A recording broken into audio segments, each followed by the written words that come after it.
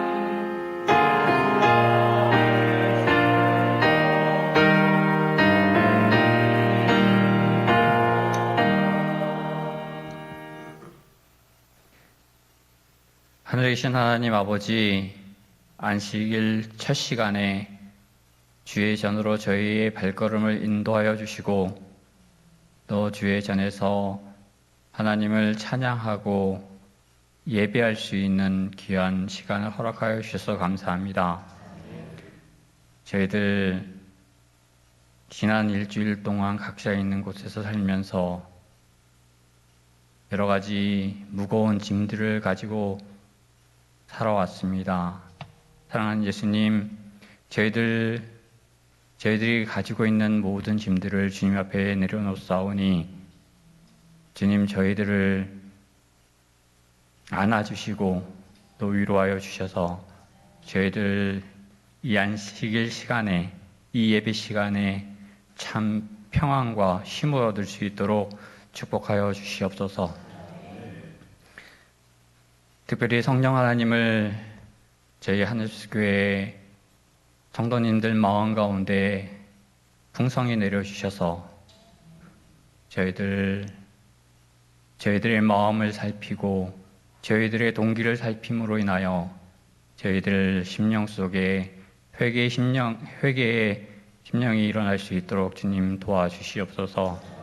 그러므로 인하여 이 교회가 주님께서 저희들에게 맡겨주신 그 사명을 감당하는 귀한 교회가 될 수 있도록 축복하여 주시옵소서. 특별히 이 시간 우리 목사님을 또 단위에 세우셨사오니 성령 하나님 함께하여 주셔서 그 말씀에 힘이 있게 하시고 저희 듣는 저희들의 마음 가운데 함께하여 주셔서 저희들 그 말씀을 잘 깨닫고 순종하는 삶을 살 수 있도록 축복하여 주시옵소서. 예수님의 이름으로 기도드렸습니다.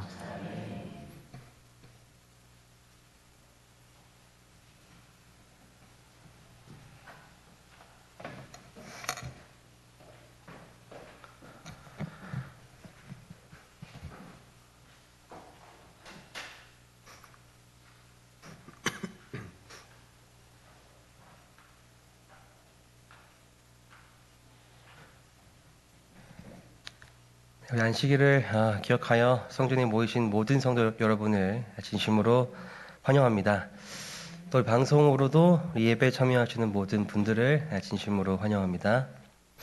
앞서 우리 장로님께서 기도해 주신 것처럼 한 주간 여러분 얼마나 치열하게 또 사셨습니까?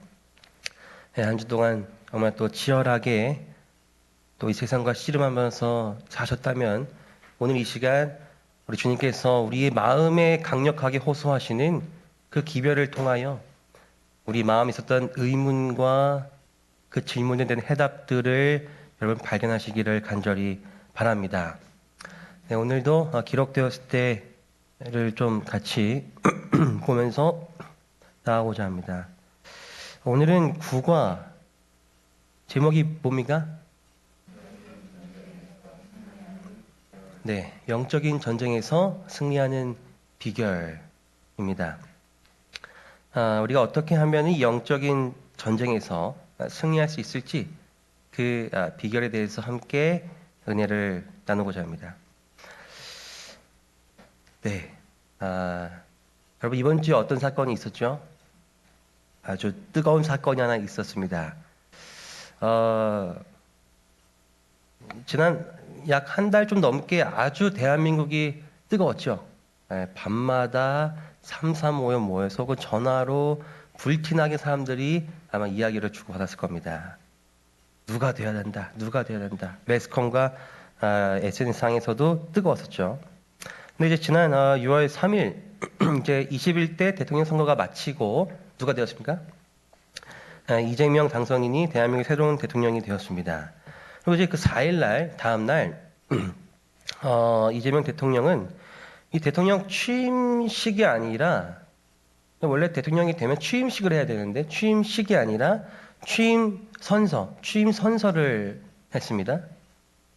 근데 그 이유가 무엇이냐고 이제 알아보니까 이제 이 탄핵으로 인해서 새롭게 대통령이 이제 선출됐기 때문에 그 예식을 그 세레모니를 간소하게 진행한다고 하더라고요.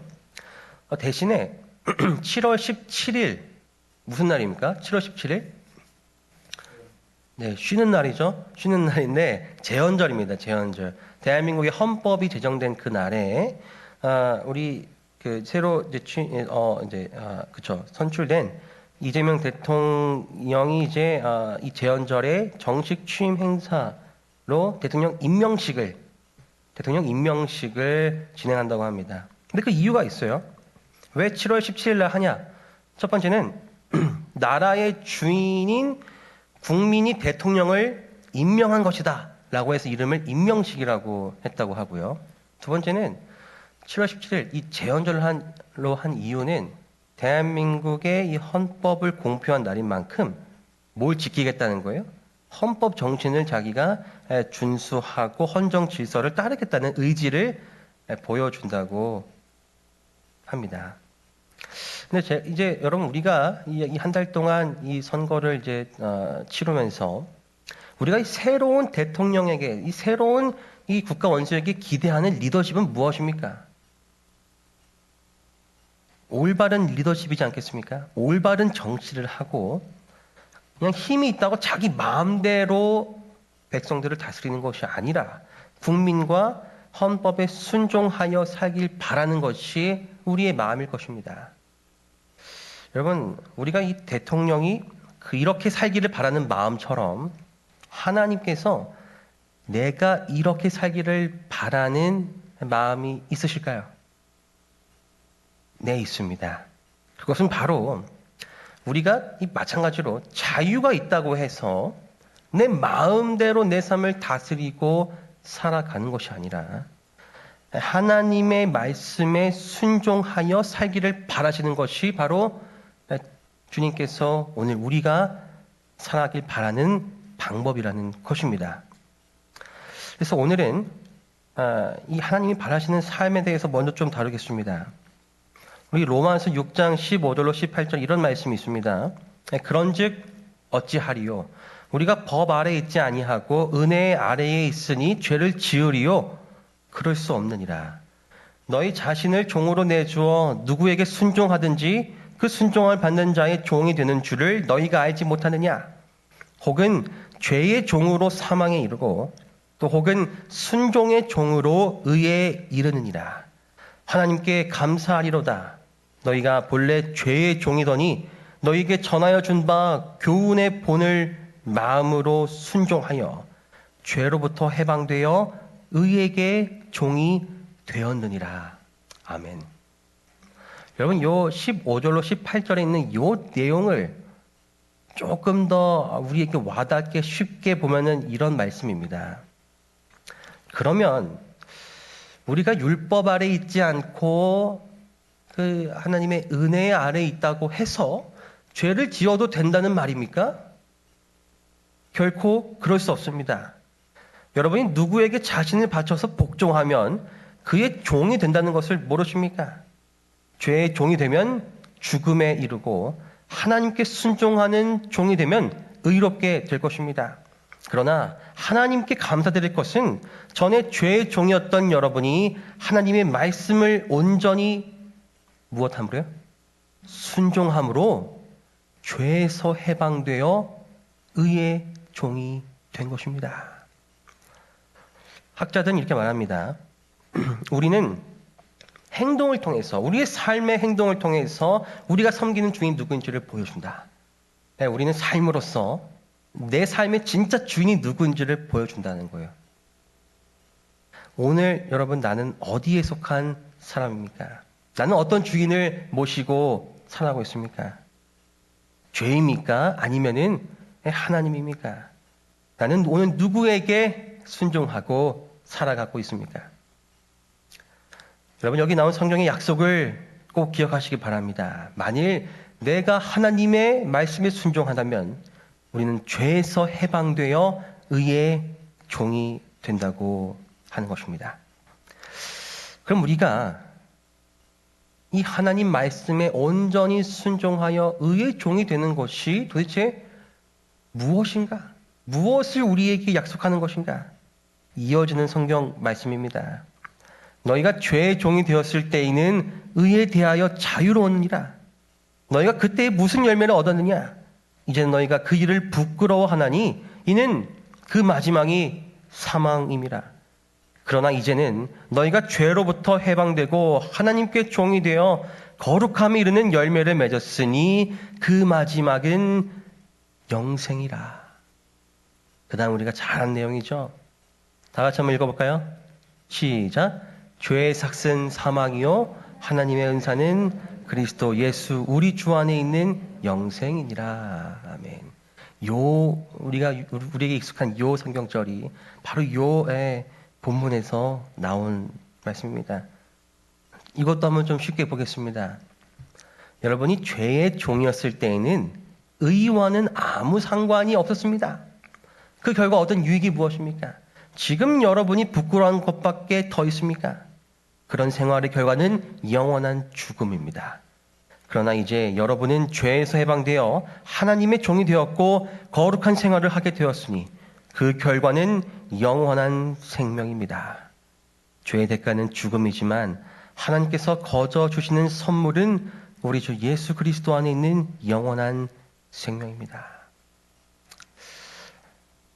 여러분, 하나님은 우리가 당신께 순종하여 영원한 생명을 얻기를 바라십니다. 무엇이라고요?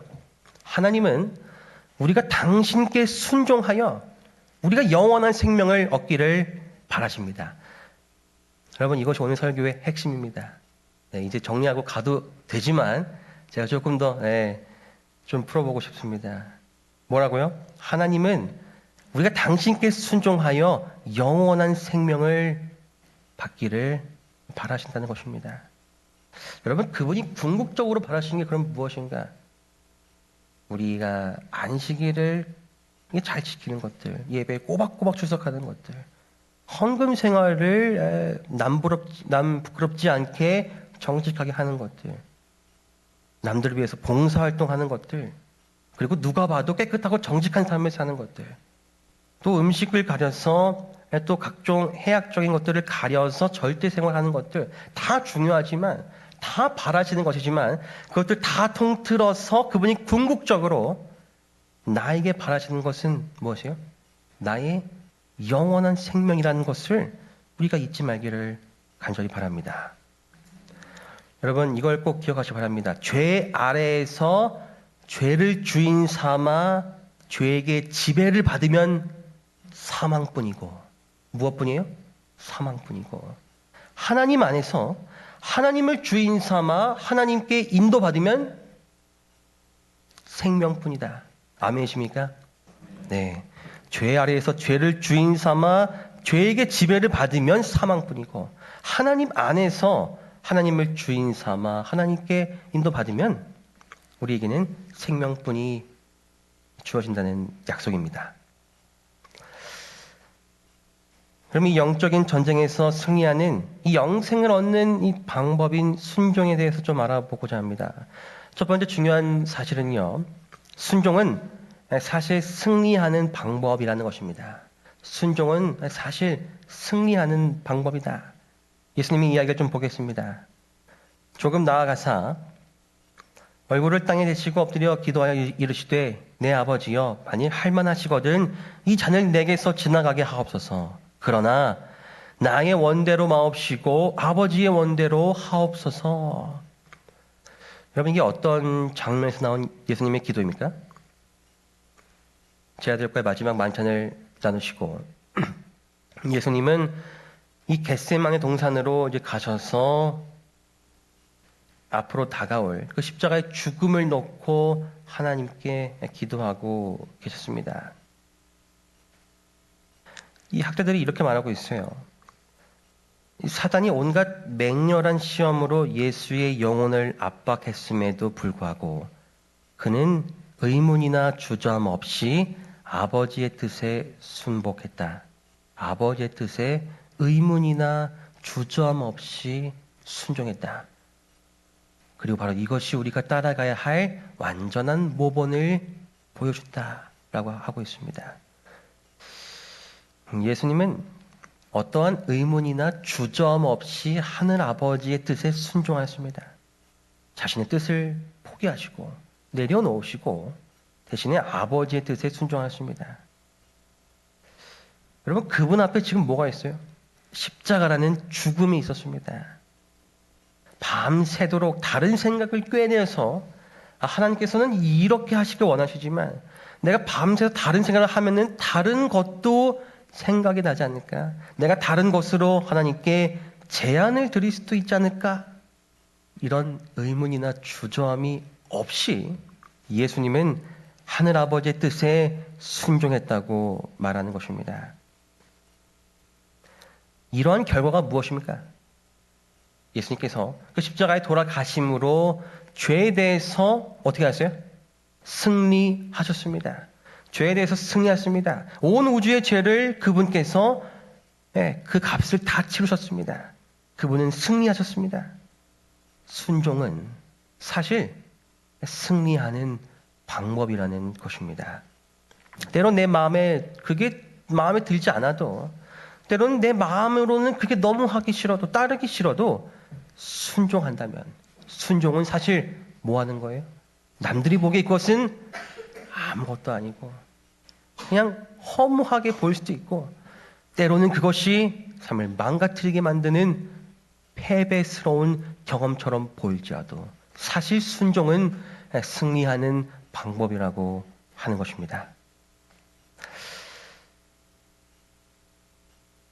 순종이 사실 승리하는 방법이라고 하지만 여러분 우리가 순종하기를 본능적으로 좀 편해합니까? 어려워합니까?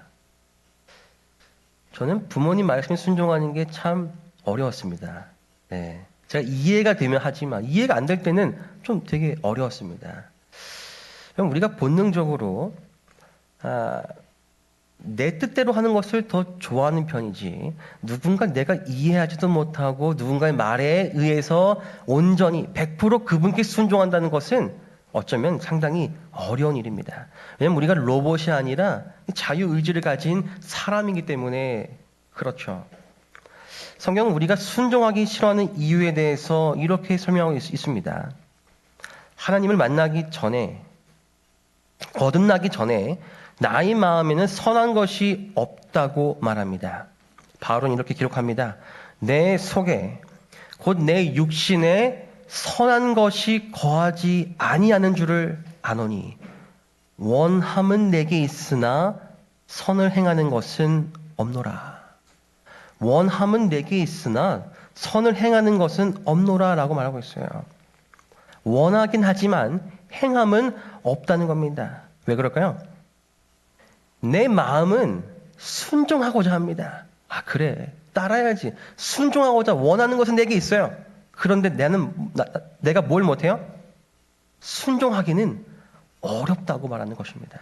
원함은 내게 있으나 선을 행하는 것은 나에게 없다. 이것이 바울이 이 성경을 기록하면서 기록한 중요한 원칙입니다. 학자들이 이렇게 말하고 있어요. 인간이 스스로 악의 힘에 저항하는 것은 불가능하다. 악한 욕망이 정복되기에 앞서 더 높은 힘이 영혼을 지배하여야 한다. 바울은 스스로 의를 얻고자 하는 모든 사람에게 이르러 오는 고통스러운 좌절을 경험했다. 바울은 스스로 의를 얻고자 하는 모든 사람에게 이르러 오는 고통스러운 좌절을 여기 기술한 것입니다. 바울은 하나님 없이 스스로 의롭게 되고자 하는 이들, 스스로의 그 죄의 문제를, 나의 삶의 문제를 해결하고자 애쓰는 자들, 스스로 구원에 이르고자 하는 이들이 겪는 당연한 고통과 좌절에 대해 설명한 것입니다. 그래서 바울은 이렇게 고백을 합니다. 이어진 내용이죠. 내가 원하는 바 선은 행하지 아니하고 도리어 원하지 아니하는 바 뭘 행하여? 악을 행한도다. 나는 선을 행하고 싶지만 내가 뭘 행하는 거예요? 악을 행한다는 겁니다. 만일 내가 원하지 아니하는 그것을 하면 이를 행하는 자는 내가 아니요 내 속에 거하는 뭐예요? 죄니라. 내가 원하는 것은 선한 일이지만 난 그것을 할 수 없습니다. 왜요? 내 안에 뭐가 있습니까? 죄가 있기 때문에. 그 죄가 있기 때문에 내가 원하지도 않은 일을 내가 하고 살아간다라고 바울이 고백을 하는 거예요. 여러분 바로 이것이 죄의 본성입니다. 우리가 죄인이기 때문에 하나님께서 우리에게 주신 그 거룩함을 우리가 잃어버렸기 때문에 그 거룩함의 빛이 바랬기 때문에 하나님을 위해 살기보다는 그 죄의 본성인 나 자신을 위해 살아가기를 우리가 바란다고 하는 것이죠. 이어서 보겠습니다.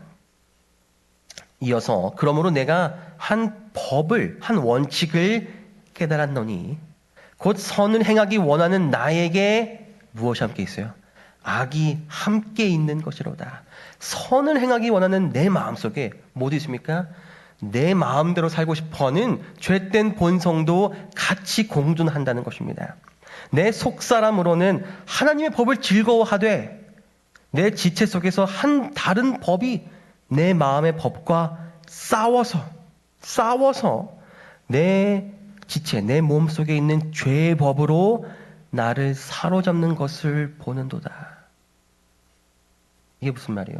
내 안에는 하나님의 법을 지키는 마음도 있지만 내 안에 있는 죄의 법이 하나님 법을 지키는 마음과 그 두 마음이 싸워서 죄의 법이 이김으로 내 삶을 지배하는도다. 이렇게 바울이 말하고 있는 거예요. 여러분, 여기 이 싸우다는 이 표현이, 사로잡도라는 이 표현이 그냥 친구와 말다툼하는 그런 싸움이 아닙니다. 이것은 모두 전쟁 용어를 사용하고 있습니다. 다시 말해서 목숨을 걸고, 무엇이요? 목숨을 걸고 내 마음속에서 하나님과 사단 사이에서 전쟁이 일어나고 있다는 것입니다. 이 마치 고지를 점령하고자 목숨을 걸고 그 병사들이 그 고지전을 전쟁을 하는 것처럼 우리 마음속에도 내 마음을 지배하고자 하는 그 하나님과 그 사단 사이의 전쟁이 정말 목숨을 걸 만큼 치열하게 이루어지고 있다는 것이죠. 그래서 이 바울이 이렇게 말하고 있어요. 바울은 이 생사의 투쟁에 임하고 있는 것으로 묘사하고 있다. 그래서 이 바울의 결론이 이것입니다. 오호라 나는 곤고한 사람이로다. 이 곤고한이 좀 어색하죠? 우리 친구들 이 곤고한이라는 말이 비참한이라는 말입니다. 비참하다. 그러니까 이렇게 말하는 거예요, 바울이. 나는 너무 비참한 사람입니다. 나는 너무 비참한 사람입니다. 왜요? 이 사망의 몸에서 누가 나를 건져내겠습니까? 내 마음대로 살고 싶어하는 내 마음속에는 뭐가 있어요? 죄의 법이 있기 때문에 나는 이렇게만 살아가길 원하는데 누가 내 삶을 바꿔줄 수 있겠습니까? 누가 지금 내 비참한 인생을 고쳐줄 수 있겠습니까? 라고 바울이 고백을 하는 겁니다. 여러분, 어쩌면 이것이 오늘날 저와 여러분이 겪고 있는 삶의 문제일지도 모르겠습니다. 누가 이 비참한 나의 삶을 안 그러고 싶지만 계속 죄의 행위로 살아가는 내 마음을 과연 누가 구해줄 수 있을 것인가? 우리 다 함께 이 말씀 읽도록 하겠습니다. 우리 주 예수 시작. 우리 주 예수 그리스도로 말미암아 하나님께 감사하리로다. 아멘. 여러분, 이 말씀으로 인해서 우리 마음에 위로가 있기를 간절히 바랍니다. 이 말씀이요, 로마서 7장 25절 이 말씀이 바로 24절에 대한 대답입니다. 바울이 이렇게 질문을 하죠. 오라 나는 곤고한 사람이로다. 이 사망의 몸에서 누가 나를 그럼 건져내랴. 이어지는 바울의 대답입니다. 우리 주 예수 그리스도로 말미암아. 여러분, 정답이 누구십니까? 우리 주 예수 그리스도로 말미암아 하나님께 감사하리로다. 여러분, 이 같은 고백이 우리가 똑같은 경험을 함으로써 내 입에서 흘러나오게 되기를 간절히 바랍니다. 여러분, 예수님만이 나를 구원하실 수 있으시다는 이 말씀을 우리가 꼭 기억하게 되길 바랍니다. 바울은 예수 그리스도만이 자신의 마음에서 부딪히는 이 본성과의 투쟁에서 승리하는 유일한 방법임을 깨달았습니다. 왜요? 왜 예수 그리스도만이 정답입니까? 앞서 본 것처럼 이미 승리하신 분이시기 때문에 그런 것입니다. 이미 모든 죄의 문제를 당신이 그 십자가에서 하나님의 뜻에 순종함으로 승리하신 것처럼 나도 그분의 도움을 받아서 그분께 순종한다면 나도 예수님을 통해서 승리할 수 있기 때문에 그런 것임을 기억하는 우리 모두가 되기를 간절히 바랍니다. 여러분, 이 사진에 있는 이 선수들과 감독을 잘 아십니까? 우리 이 화면 기준 왼쪽에 있는 선수는 너무나 유명한 선수입니다. 그렇죠? 누구예요? 마이클 조던입니다. 네, 마이클 조던입니다. 이 오른쪽에 있는 선수 누군지 아십니까? 오른쪽에 있는 선수도 매우 유명한 선수인데 바로 데니스 로드맨이라는 선수입니다. 데니스 로드맨. 이 두 선수가 이 NBA 그 시카고 불스의 같은 팀이었습니다. 근데 이 데니스 로드맨이 굉장히 문제아로 유명했습니다. 그러니까 악동으로 유명했어요. 그래서 되게 막 기행도 벌이고 엽기적인 일도 막 벌이고 그리고 이기적인 플레이로 팀의 팀워크를 망치고 혼란을 줄 수 있었던 그런 선수였습니다. 악동이죠. 말도 안 듣고 하는 악동이었습니다. 그런데 여기 있는 이 감독, 그때 이 시카고 불스의 감독이었던 이 필 잭슨은 이 데니스 로드맨에게, 여러분 데니스 로드맨도 실력이 출중한 선수였습니다. 그런데 이 선수에게 이렇게 말을 합니다. 너의 역할은 무엇과 무엇이다? 리바운드와 수비다. 넌 공격은 하지 마. 이렇게 하는 거예요. 공격은 누가 해? 마이클 조던과 스카티 피펜에게 맡기라. 너는 수비만 해라. 이런 전술을 지시했습니다. 이때 로드맨이 처음엔 불만을 가졌다고 합니다. 왜 내가 그 말에 따라야 될까? 하지만 곧이어 이 로드맨은 이 필 잭슨 감독의 전략에 순종했습니다. 그 결과가 어떻게 됐을까? 로드맨은 그 NBA 리그 최고의 수비와 리바운드를 보여주면서 시카고 불스 3연속 우승의 핵심 역할을 하게 됩니다. 여러분, 때로는 내가 원하지 않는 역할이라 할지라도, 내가 원하지 않는 방향이라고 할지라도 팀의 리더에 순종하면 모두가 승리하는 이 시카고 불스의 이야기처럼 내가 원하지 아니하여도, 내 뜻은 그것이 아니할지라도 주님께서 나에게 말씀하시는 그 뜻에 내가 순종한다면 사실 그것은 내가 승리하는 유일한 방법이라는 사실을 우리가 기억하게 되기를 간절히 바랍니다. 여러분, 두 번째로 영적인 전쟁에 승리하는 방법, 이 영생 없는 방법, 그 두 번째로 중요한 사실은 우리는 날마다 순종해야 한다는 것입니다. 우리는 날마다 순종해야 합니다. 바울은 이렇게 말합니다. 형제들아, 내가 그리스도 예수 우리 주 안에서 가진 바 너희에 대한 나의 자랑을 두고 단언하노니 나는 언제나요? 나는 날마다 죽노라. 이 바울은 예수님께 순종하는 이 삶이 어느 한 특정한 경험으로서 단번에 성취되는 일이 아님을 알고 있었습니다. 이렇게 말합니다. 이 구절에는 바울의 승리의 경험에 관한 비밀이 담겨 있다. 다메섹 도성에서 만난 구주를 위해 신실하게 봉사한 생애 내내 바울은 자기의 거듭나지 못한 옛 본성이 이 되살아나려고 몸부림치기에 그것을 끊임없이 억제함을 깨달았다. 무엇입니까?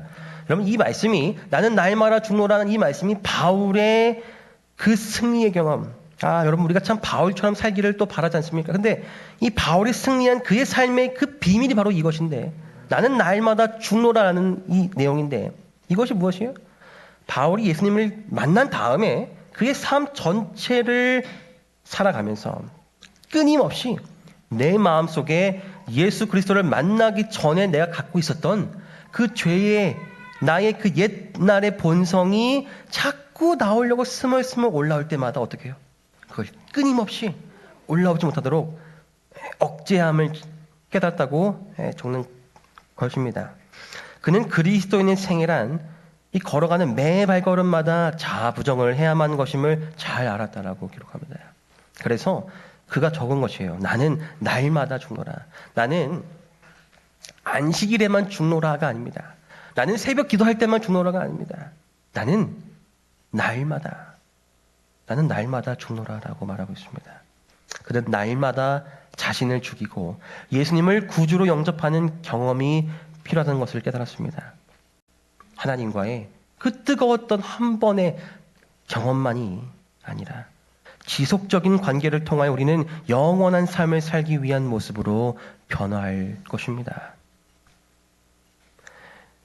우린 날마다 순종해야 합니다. 영감의 글은 이렇게 말합니다.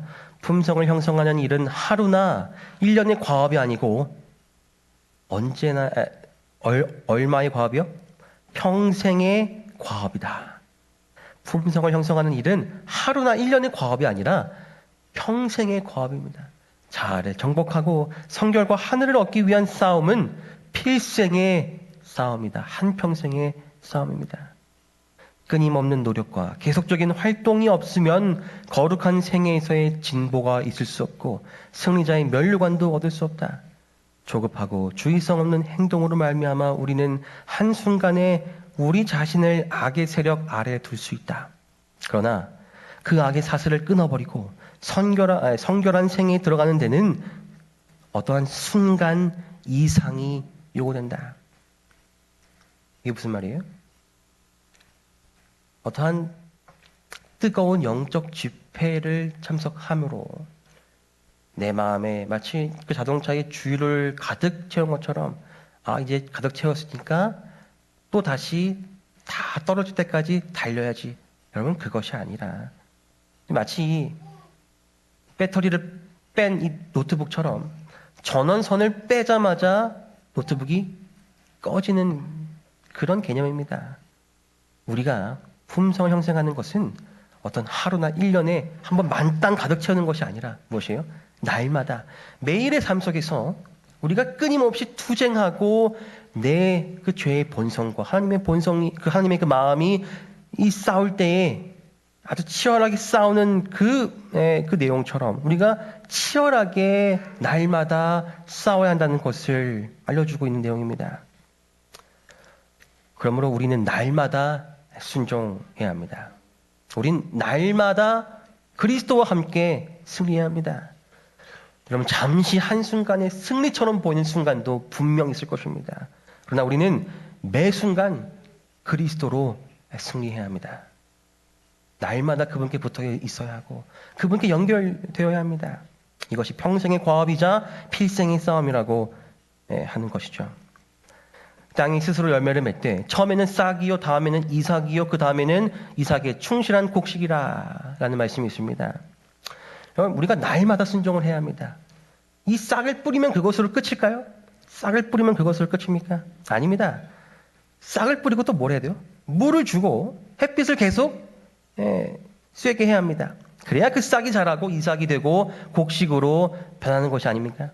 한순간만, 하루만 우리가 잘 키운다고, 하루만 우리가 물을 주고 햇빛을 쬐게 한다고 그것이 곡식이 되는 것이 아닙니다.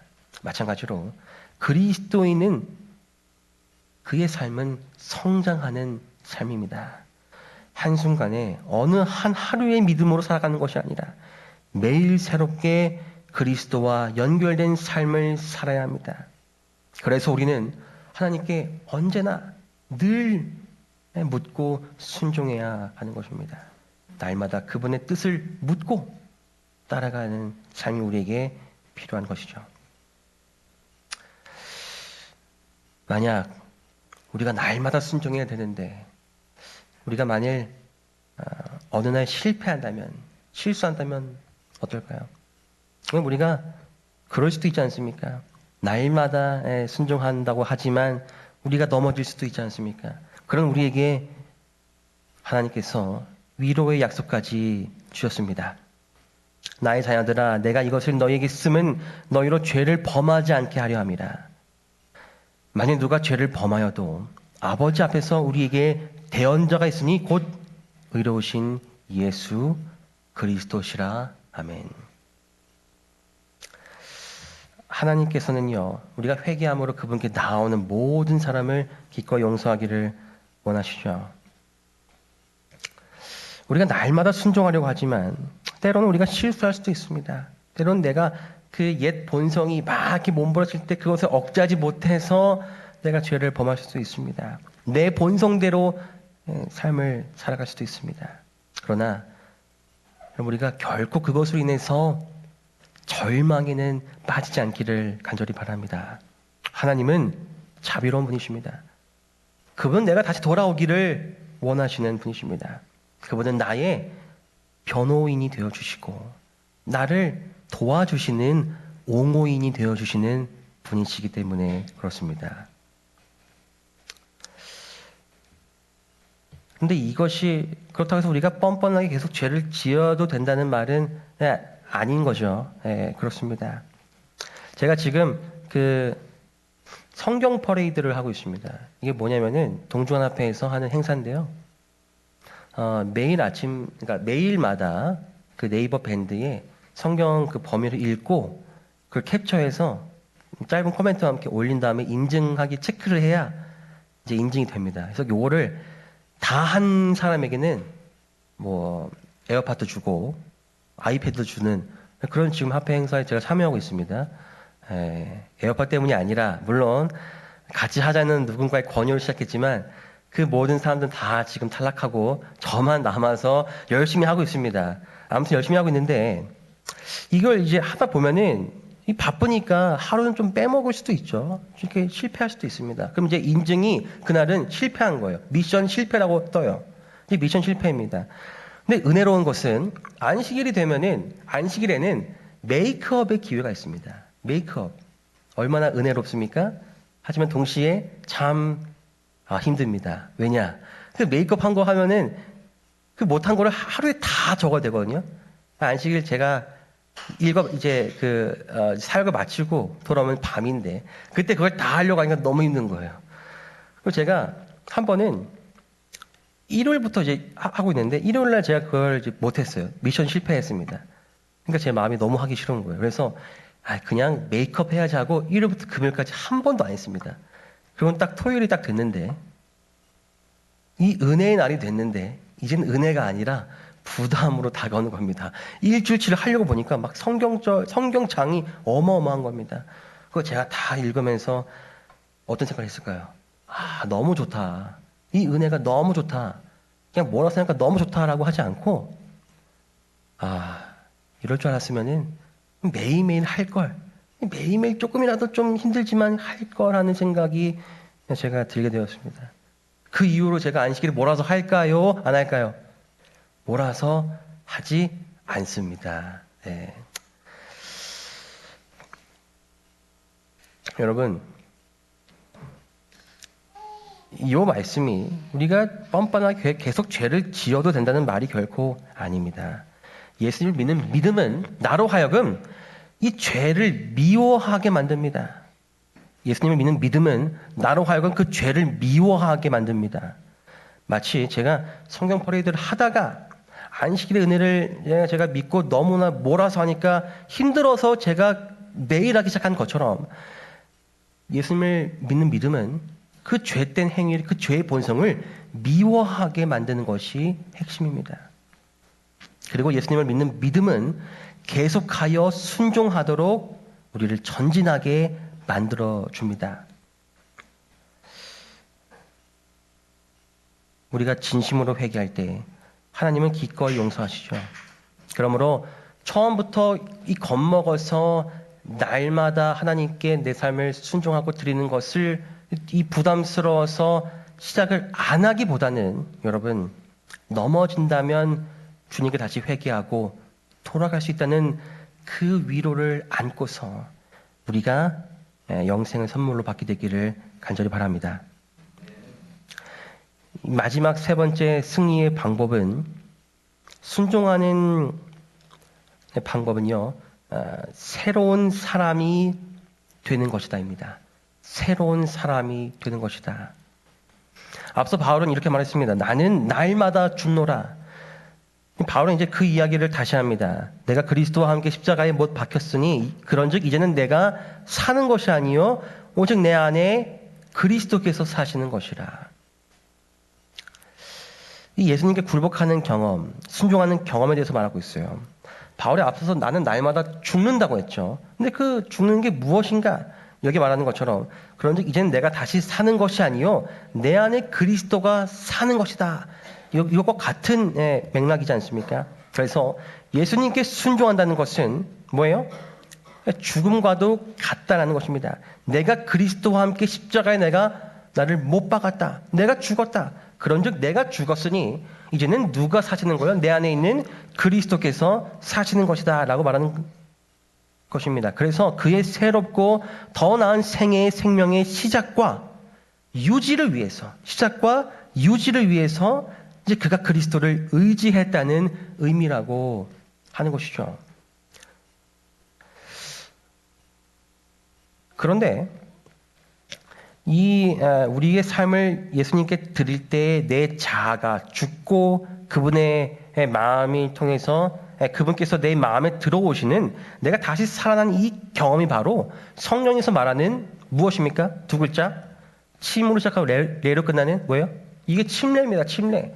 그런데 이 침례가 우리가 잘 아는 것처럼 이제는 내 삶의 주인을 나는 죽고 나는 십자가에 못 박고 예수님이 내 삶의 주인으로 제가 모시겠습니다 라고 하는 게 침례인데, 이미 침례를 받은 사람들은 다시 침례를 받을 필요가 있을까요? 없을까요? 없어요. 그럼 바울이 말한 내가 매일 죽노라라는 말은 무엇입니까? 내가 매일 침례를 받는다는 말이 아니라 무엇입니까? 이게 베드로에게 하신 말씀이시죠. 이미 모욕한 자는 다시 받을 필요가 없다. 왜 그럴까요? 이렇게 말씀하십니다. 그는 성령과 불로 너에게 침례를 베풀 것이요. 여러분, 그러므로 우리가 그리스도와 함께 날마다 죽노라는 이 경험은요, 내가 그리스도와 함께 매일 침례를 받아야만 합니다라고 바울이 말하는 것이 아니라 무엇입니까? 내가 그리스도와 함께 성령의 침례, 성령으로 거듭나는 경험을 내가 매일 합니다라고 하는 것이 바울의 고백이라고 하는 것입니다. 예수님 말씀하시죠. 구하라 그리하면 너희에게 주실 것이요.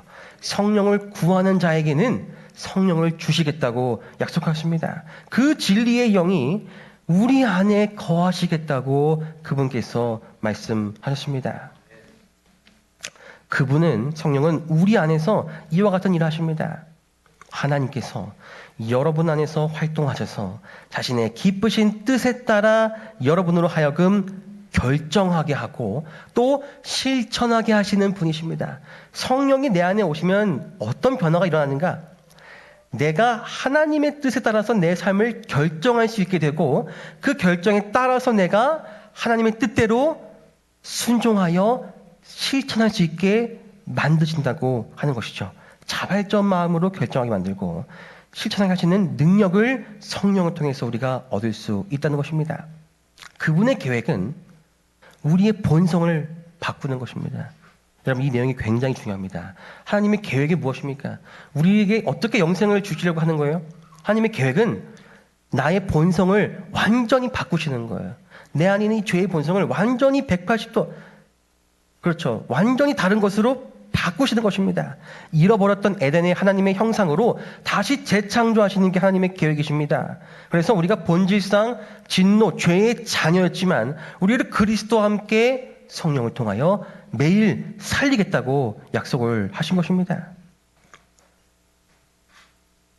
그의 얼굴도 볼터여 그의 이름도 그들의 이마에 있으리라. 요한계시록에 이런 약속이 있죠. 이름은 품성을 나타냅니다. 그러니까 그 이름도 그의 이마에 있다는 건 뭐예요? 이름도 품성이고 이마도 품성이니까 여기 나온 것처럼 하나님과 어린 양의 품성이, 그러니까 하나님의 그 거룩한 품성이 구원받은 사람들의 품성이 될 거라는 것이 바로 이 성경절의 내용입니다. 다시요, 구원의 계획은 단순히 죄인들에게 영원한 생명을 주는 것 그 이상입니다. 구원의 계획은요, 인류가 죄의 영향에서 완전히 회복되는 것을 포함하는 것입니다. 구원의 계획은 궁극적으로 구원받은 이들이 우리가 잃어버렸던 그분의 품성, 그분의 형상을 다시 우리가 재창조받음으로 회복하는 것이 바로 구원의 계획이라고 하는 것입니다. 그러므로 성령은 오늘날 우리에게 오셔서 너가 좌로 가고 싶지만, 너가 우로 가고 싶지만 어디로 가라? 내가 너에게 알려주는 그 올바른 길로 가라.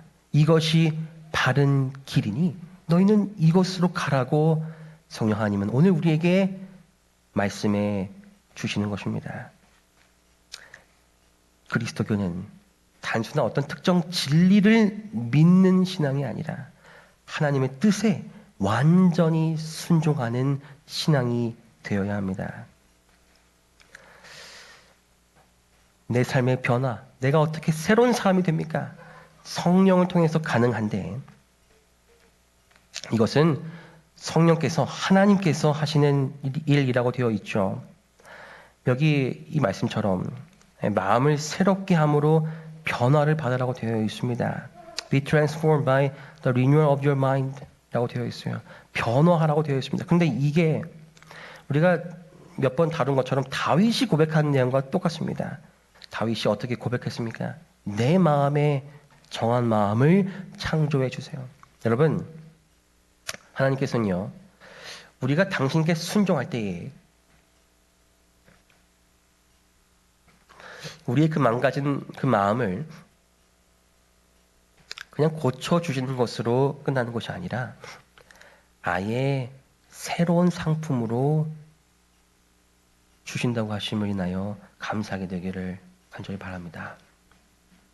그저 망가진 내 마음을 잠깐 쓸 수 있도록 나사를 좀 더 조이고 기름칠 좀 더 하는 것이 아니라, 그것에서 그치는 것이 아니라 새로운 마음으로 원래 너가 지니고 있었던, 내가 너에게 주었던 그 올바른 깨끗한 마음으로 다시 너의 마음을 교체해 준다는 이 약속을 인해서 우리가 하는 게 감사하게 되기를 바라는 것입니다.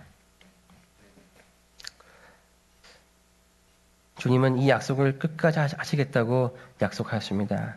너희 안에서 착한 일을 시작하신 이가 그리스도 예수의 날까지 이루실 줄을 우리는 확신하노라. 그러므로 그대가 자신을 그에게 바치기만 하면 그대 속에 착한 일을 시작하신 이가 예수 그리스도의 날까지 그 일을 이루실 것이다. 더욱 열심히 기도하고 더욱 확실히 믿으라. 우리 자신의 힘을 믿을 수 없다고 생각하게 될 때에 우리 구주의 능력을 의지하자.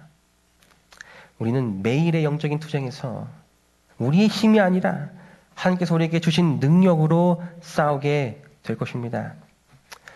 그럼 이제 이 말씀을 줄이면서요, 오늘 나는 그럼 누구의 편에 설 것인가? 나는 누구에게 순종할 것인가에 대해서 보겠습니다. 이 고대 우리가 잘 알려진 이 체로키 인디언의 한 전설이 있습니다. 두 마리 늑대 이야기입니다. 어느 날 밤 한 인디언이 손자에게 사람의 마음 속에서 일어나는 전쟁에 대해서 이야기해 줍니다. 얘야, 우리 모두 마음에는 두 마리 늑대가 싸우고 있어. 한 마리는 아주 사악해. 욕심도 많고 화도 내고 질투도 하고 시기도 하고 우월감도 있고 열등감도 있고 거짓말도 하고 탐욕적이야. 근데 또 다른 늑대는 너무나 착해. 항상 즐겁게 살아가고 평화롭고 희망과 사랑을 주고 친절하고 신뢰심이 많고 자비로운 늑대란다. 그 두 늑대가 항상 우리 그 사람의 모두의 마음속에서 싸우고 있지. 그 이야기를 듣고 손자가 질문을 합니다. 할아버지, 그러면 어느 늑대가 이겨요? 대답이 무엇입니까? 너가 먹이를 주는 늑대가 이기지. 여러분, 오늘 우리는 누구에게 순종하고 있습니까?